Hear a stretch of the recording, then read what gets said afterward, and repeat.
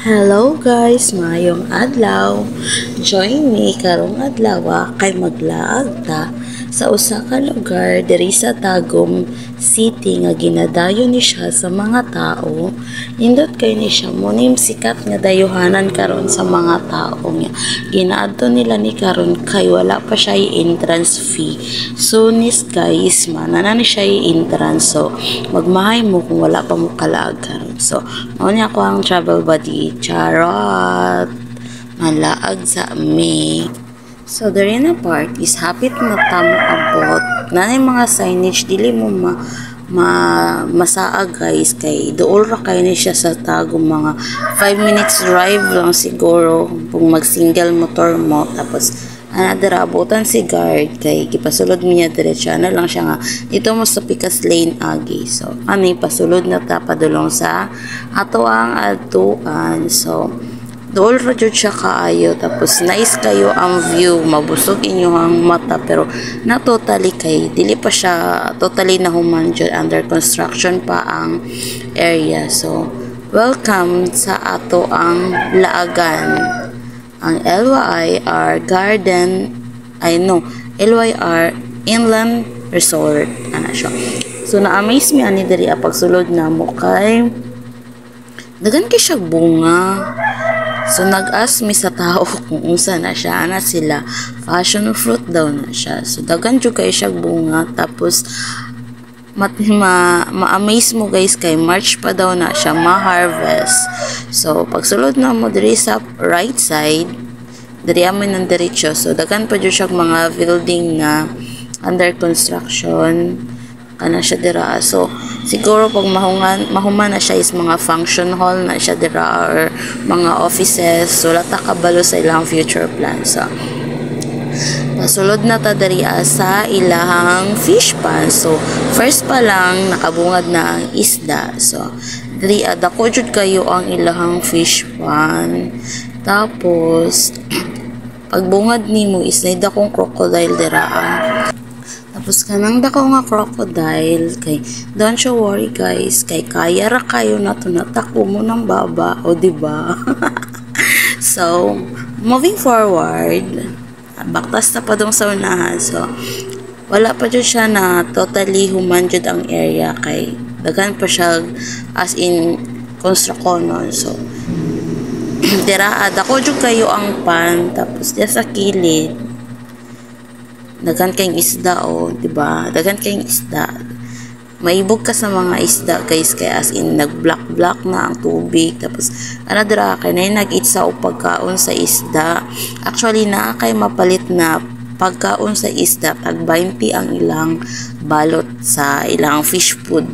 So diraan nalingaw kog tan-aw sa mga isda nga nagambak-ambak na sila, klase-klase ang mga isda dira. So ingana kadako ang area diri pa lang ta sa left side ha.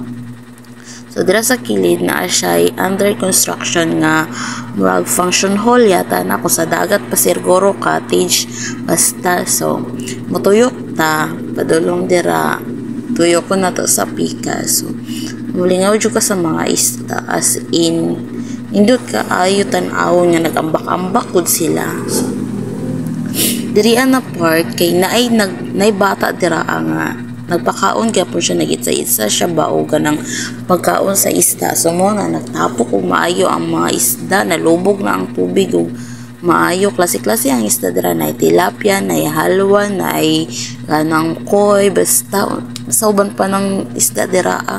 So nga na kanindot ang area napay kana dira na part kay wala pa na siya nahuman, wala pa gipasudlan nagtao dira. So balik na sa isda, kay na maano jud ko magigil ko sa mga isda kay daghan kaayo, as in lami kay mamingwit, pero wala pa siya gina-allowed magpingwit karon kay basin pohon.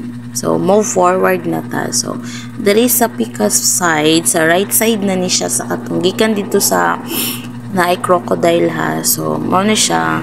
So sa mong pagbaktas-baktas kita kong froggy nga nasad siya, as in nasad siya, naglingkod na siya sa gilid. So cottage ni siya na pine tree. So dili siya init kay pag mudako na ang pine tree. Ayan. Pag mudako ang pine tree, magsilbing payong na siya sa cottage. Tapos ang cottage nila is gagmay lang, mga isa ka dupa og tunga. Isa ka duka. Ayan, pine tree.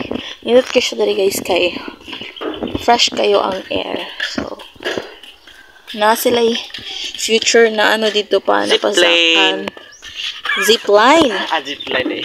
Zipline dito sa dulo for ano pa siya under construction. Tapos na sila pathway, walkway padulong dito. I don't know asa na siya padulong. Kay dito na side na siya hagdanan padulong siguro na dito sa zipline na zone to be ano lang. So, and na ata. Balik na ta. Gagmay pa. So, himuan pa siguro ni Dre o ka ng mga Swimming pool. Dili ka ng cottage. Cottage. Ayan, dako kayo ang area. Ayan, super big. Lahi pa nang dito sa pika sa itong getuan na to first. Agyo, lagi na to ng kabayo. Kabala ka ng kabayo ni mo. Pero, hindi away ka na. Ala, nag-wonder ko kani nga pine trees mo dako dyan siya ba? Mabungkal din na ilahang kuan. Kani o. Simento pag mo dako na ng pine tree.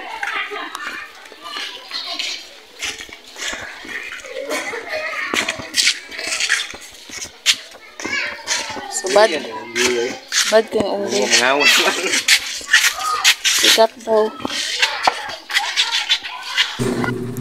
So, mao ni siya ang overview sa area.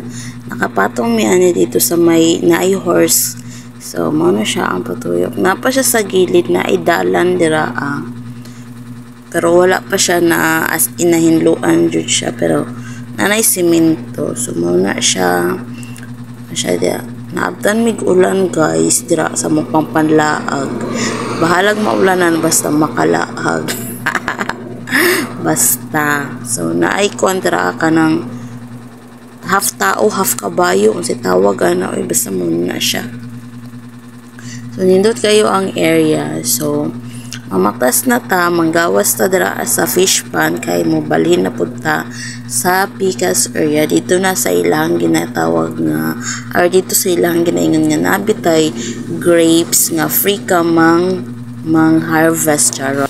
So, diri na ta sa LYR Vineyard. So, pagbungad pa lang ni mo diri, makita na jud nimo ang mga grapes sa ibabaw. So, karon daw is bag ora daw ni siya na harvestan. So, pag anina mo is wala kayo bunga ang mga grapes, mga gagmay na siya. So, actually guys, kani diri is kanang mura siya o kanang reception. So, open na daay ni siya. Nanay mga naga-order. Tapos, nanay naabta na mo dira ang nanay nagkaon. So, ipantanaw din ako ng mga nagbitay-bitay kay na curious ko. So, kanaday siya is kanang variety sa mga grapes may ilang gitanom dira. So, kasi klase siya. So, dako kayo ang ilahang area nga kananan. Tapos, mahal lang ilahang pricey jud ilahang mga foods. Ug napod sila wine nga gikan sa grapes jud. So, manggawas na ta guys, natuyok na nato ang area. So, mao to siya, nindot siya, kay naadyo kay fresh nga grapes. So, ang kapag pagawas na mo, mao day ni ang katong sa entrance bitaw guys. So, bawal jud diri ang mga bata ang curious kaayo. So, SPG ni siya diri nga area kay dili siya dapat pang bata. So, uni ang mubungad sa inyo ha. So, bye guys, manguli na ta. So, travel, moving home. Ayan. So, thank you sa pagkuyog sa ako asa among laag karong adlaw. So, thank you God. Thank you kuya sa pagpasulod na mo. Ayan. So, enjoy sa mga picture. Mao yung mga picture di ay guys nga dito nalingaw mi sa mong laag. So, thank you LYR for sharing us. No entrance pa ni karon guys. Pero soon na ni siya entrance. So, what are you waiting for? Laag na. Arat na, char. habang libre pa kay pohon na nanibayad na siya entrance. So nindot kayo ang mga sculpture sa tawag kaya mga ilang mga mga revolto basta bye.